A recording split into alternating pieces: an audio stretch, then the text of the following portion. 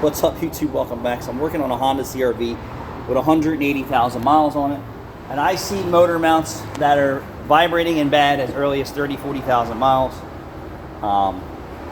Broken motor mounts on Escalades and Yukons and Denali's on these newer cars are just not built well, plus the power. Anyway, is your mechanic ripping you off when he says you need all your motor mounts and transmission mounts changed? Not necessarily.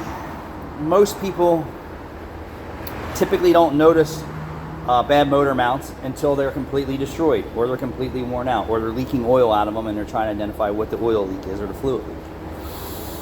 So what happens is, over a period of time, the rubber gets hard and the hydraulic fill leaks out, and sometimes you can see it leak on the ground, sometimes you can't. In most cases they break. Once they break, they may thump and bang going in and out of gears, and it may vibrate horribly on cold start and then get better when it warms up, and then be less in certain gears. But typically by the time that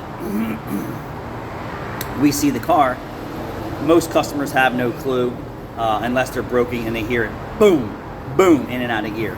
And then some people still continue to drive their cars like there's nothing wrong. And that is so bad for your engine because it's pulling on wire harnesses, delicate hoses and plugs and connectors, and your axles are getting beat up, your transmission's getting beat up, a whole lot of things are going on. So let me just show you how this works out. So this Honda CR-V that's above my head, the transmission's jacked up, has one hydraulic filled mount on the right hand side engine, a front transmission mount, a rear transmission mount, and a side transmission mount. The side transmission mount is broken already, and the right engine mount was bad, and the forward engine mount was bad. So at 180,000 miles, which these are way overdue, we said you need motor mounts and transmission mounts, all of them. They decided to do all but one, which was just foolish, because now the transmission mount is going to cause the other ones to prematurely fail, and it's very difficult for you to get the engine in the cavity and have it aligned to where it's in a neutral position, so that it's not causing vibrations it shouldn't be, because it's not exactly aligned in the engine bay. That's another story. So now I have to try and get it to be close enough, and if it's vibrating when I'm done, it's vibrating when I'm done. At this point I don't care. So this is the hydraulic filled mount here. All right, the hydraulic charge is gone. I have the new one in already. So there's a nipple on the bottom here that should be full, and you should be able to squeeze on it. There is no more nipple left on it. This is the forward radiator side transmission mount. You will notice there is nothing in the hole. It's because it's been ripped out forever. All right, so that's that position there. So right engine, forward transmission. I'm working on the rear transmission, and there's a side transmission. So you see how they all work together.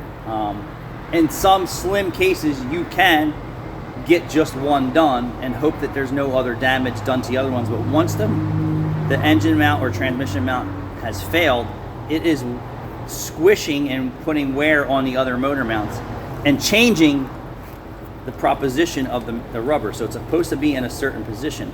So if you squeeze this rubber down long enough, it will change its position and stay there because it's decayed. It's not going to have memory like it did when it was new.